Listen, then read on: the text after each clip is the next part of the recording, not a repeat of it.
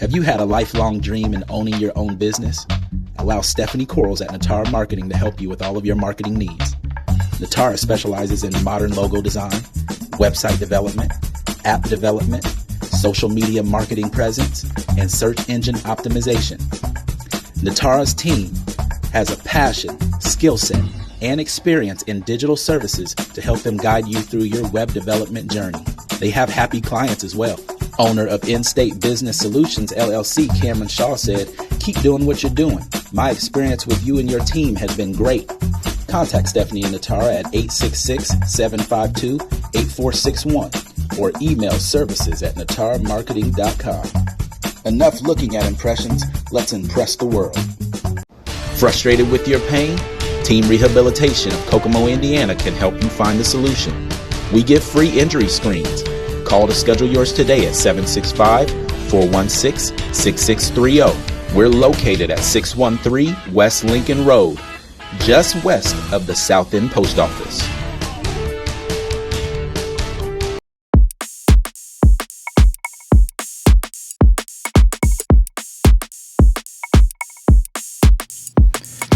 Hello everyone, this is JC Barnett, and with me I have Travis Taflinger. This is 1032 Conversations with JC and Taf. Today is kind of a conversation that pulls at my heartstrings. Grandparents raising children. Yeah, that's a bit of a conversation that is had far too little, I think. And but it is very much a reality in our society, and I think it's something that we absolutely should be talking about. So first of all, I want to give thanks to Natara Marketing and Team Rehabilitation. They are present in our community that are offering a tremendous service. Natara Marketing is a marketing firm with Stephanie Quarles. She helps people grow their business through helping develop their websites as well as their social media platforms. So she's doing individuals a tremendous service through that. Dwayne Ewing, a great friend, known him for years and years with Team Rehabilitation, physical therapy. They are once again a great presence in the Kokomo community and doing wonderful things and helping people get back on their feet, whether it be from surgery or certain types of injuries. So, grandparents raising children. Travis, we know a number of young people and young people who have become adults who have lived being raised by their grandparents. And I don't know that that's so much our situation. We did not have to experience that ourselves, but in our everyday working with young people, we encounter people who live with their grandparents and are being raised by their grandparents and have been for a number of years. What perspective can you give in reference to, what is the root of a grandparent having to raise a child? Is it a thing where is it a family dynamic thing? Is it a parent thing? Is it a death thing? I would love to hear more about that. Yeah, growing up in Kokomo in the 80s and 90s, nearly every one of my friends lived at home with their parents. Mm-hmm. So this was extremely different to me, something that I did not see. I would say that almost all of my friends had a great relationship with their grandparents, and the thing is I really truly believe that grandparents are a gift from God, and Proverbs 13:22 says, "Good people leave an inheritance for their children's children." Mm-hmm. And my grandpa, I remember when we were starting Bridges, we only got paid half of our salary. We did not know what we were doing. We were 24. I was engaged, had multiple jobs, had some student debt, and I'll never forget at graduation, he showed up with one of those big jumbo checks, and I'm thinking, what in the world is this for? And he had sold one of his airplanes to pay for my whole entire college debt. Wow. And it was somewhere between, it was around $18,000. And him and my grandmother were literally at every sporting event. It was always four. I always had my parents and my grandparents. So I had such a great relationship with my grandparents. And when we started Bridges, we started to notice a lot of these students are getting in cars after our programs with their grandparents. Yeah. Now, there's a couple different sides of this. One is sometimes grandparents live with their grandchildren. Right. It's just part of an extended family. In fact, some cultures, particularly the Asian culture, this is even more common to where multiple generations live in the same home. So that is part of it, and that's great. That's just giving those kids an extra, another caring adult in their life. Right. But then what we started to see was grandparents show up at parent meeting. Grandparents signing their kids up for sports and for different things, where literally 40% of the grandparents that live with their grandchildren are the primary caregivers. And 1 in 10 grandparents live with their grandchildren right now in the United States. So we're starting to see that this isn't just something that's unique. This is a trend, and it's actually doubled from 1970 to 2010. I really believe there's 2 reasons that this happens, and we can get into the dynamics of families later. But first and foremost, parents pass away. Yeah. And COVID saw an extra 140,000 orphan children. And that's just COVID. We're not counting car accidents or heart disease or diabetes or other forms of death. So sometimes it happens because the grandparents have to. The second problem is opioids, drugs, and that's multi-layered. One, you could get arrested and go to jail. And then grandparents step in. 2, you could be in addiction and you're in no state to raise your children and grandparents jump in. Or 3, you could overdose and pass away, and again, grandparents have to step in. So there's lots of other different reasons, but those are the 2 main ones. And like we mentioned earlier, really, if something would have happened to my mom, I'd be raised by my dad. If something happened to my dad, I've been raised by my mom. But as the family breaks down, it is putting literally more stress on grandparents. Right. And even to be real about it, if my wife passed away, I would probably need to move in with one of my parents because we need help. Right. Raising children is hard. It's the most difficult job in America. It's meant for multiple people to do it. It's not meant for one. Right. Shout out to all those people doing it by themselves. Yes. They are superhuman. They're superheroes. Yeah. But it's a challenge and it's a struggle. And we need more and more caring adults in our kids' lives. Absolutely. It takes a village, right? And when I think about my grandparents, I think about my grandmother, who lived to be 87 years old, was born in 1918. This is my mom's mom. It's a kind of an older side of my family. But just think, she was born the year of the Spanish flu. She lived through 2 world wars. She lived through a number of other different personal things that she had to go through in her life, and was a survivor. Tremendous knowledge, a wealth of wisdom, and an example for my mother on how to serve the Lord and be a faithful follower of Jesus Christ. So just a powerful woman. My grandfather, I still to this day can hear his old Southern accent. He was born in Corinth, Mississippi, and he moved here when he was young. He was raised by his brothers. Both of his parents passed when he was young. So he was raised actually by not even his grandparents, but by his brothers. And so, over the course of his life, he dealt with some difficult things. But as a grandfather, he made a tremendous impact. And I can still hear his old Southern accent say, if I'm not there with you in person, I'm always there with you in spirit.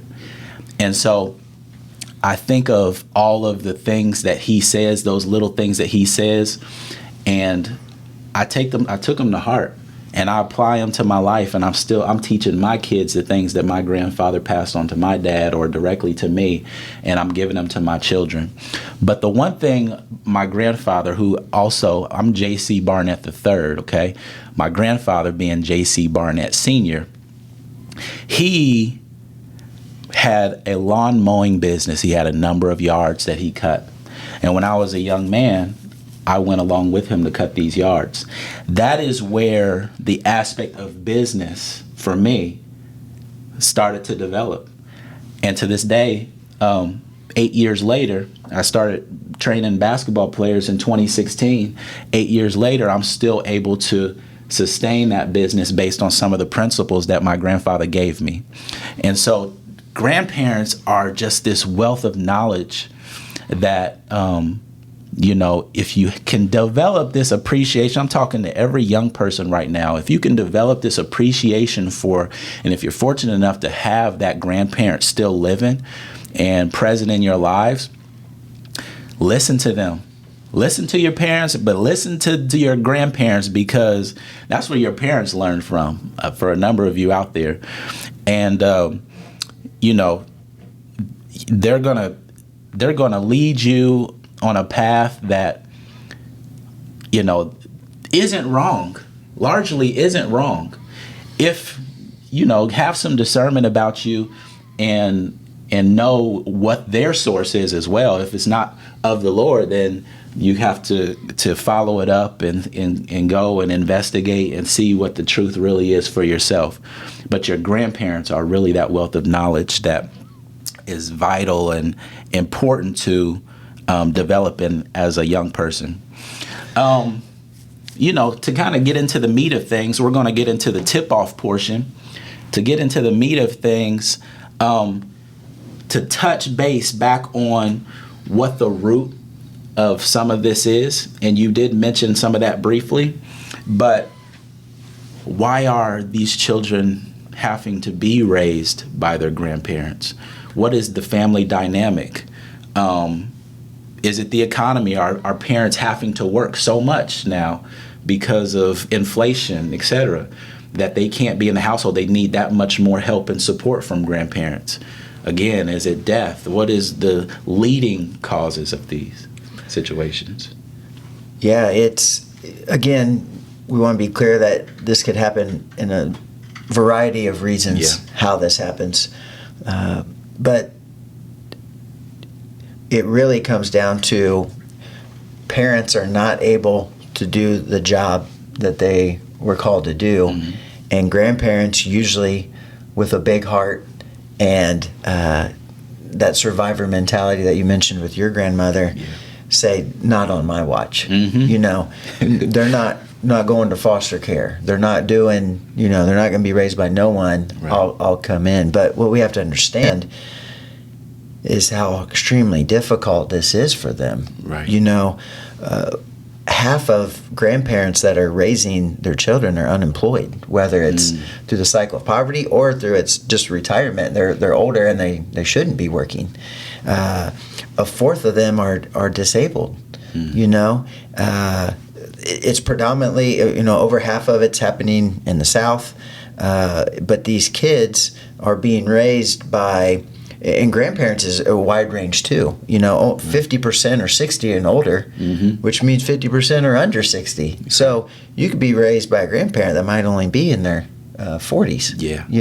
Or you could be raised by a grandparent that's in their 80s. We're talking a whole generation change there. So there's two sides to this though too. One, the struggle is real, and this is extremely challenging. I have a son in high school and a son in middle school, and I know how hard it is to even just get them a driver's license.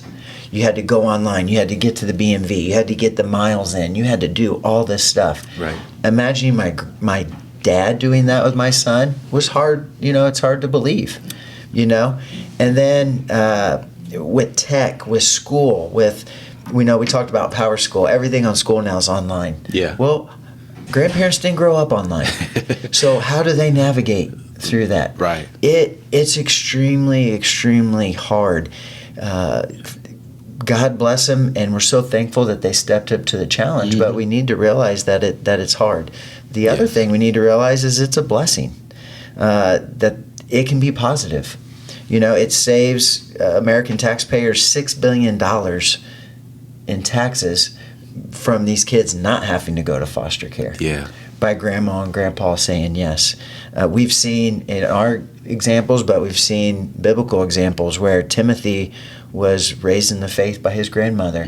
Paul mentored him, and he ended up seeing multiple churches and whole communities. Yeah. So it's a beautiful thing for grandparents. We really want to encourage them, thank them, but we just want to make people aware that this is a real thing and it's a trend that's growing. And as a community, we need to jump in and step in and help. Yes. Yeah, absolutely. There's another side to that too. It's reported that grandparents frequently report that raising their grandchildren is enjoyable because they have an opportunity to parent for a second time. They may also derive satisfaction from having a close relationship with their grandchild, as well as seeing their grandchild grow, develop, and learn new skills. Again, that goes back to the experiences that they've had in their lives, the number of years that they've had to fail, to get back up again, fail and get back up again, and then teach that to who is your parent. And then now some of these grandparents have an opportunity to now teach their grandchildren as their own children. And so there is another side to that. There's that nurturing aspect to having to raise your grandchildren that has a positive aspect to it as well. For a number of these grandparents, I'm sure it gives them a sense of a sense of fulfillment. Yeah, purpose and calling. Purpose and calling, absolutely. That they feel in their lives and feel led to do. So I think it's tremendous that they have another opportunity to do that. Yeah, we like to end our show with a buzzer beater, and if you see a buzzer beater, you never forget it, or it's the final moment of the game, and it's really just the takeaway that we're hoping to promote. And we really did want to educate people, but if you were unaware of this trend, what we encourage you to do, knowledge is great, but as far as call to action, think about being 60, 70 years old and raising a 10-year-old. Yes. And all the things that go along with that, and it's difficult. They need our help. One of the number one solutions that we ran across was support groups. So if you are a grandparent doing this, whether it's church, whether it's another ministry, whether you want to call Bridges Outreach, but you need to have your village. You need to have your people that help support you, because you cannot do this on your own. Yeah.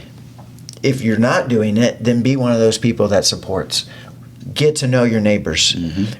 If you're taking your kids to a game, call the grandmother or grandfather that's raising that kid and invite them to the game. Give them a night off. Make them a meal.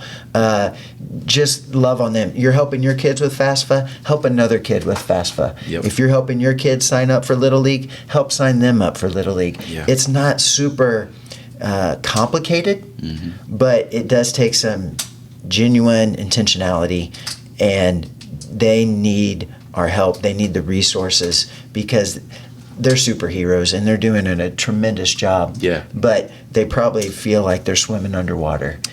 Yes, absolutely. Again, you are supported. You are loved.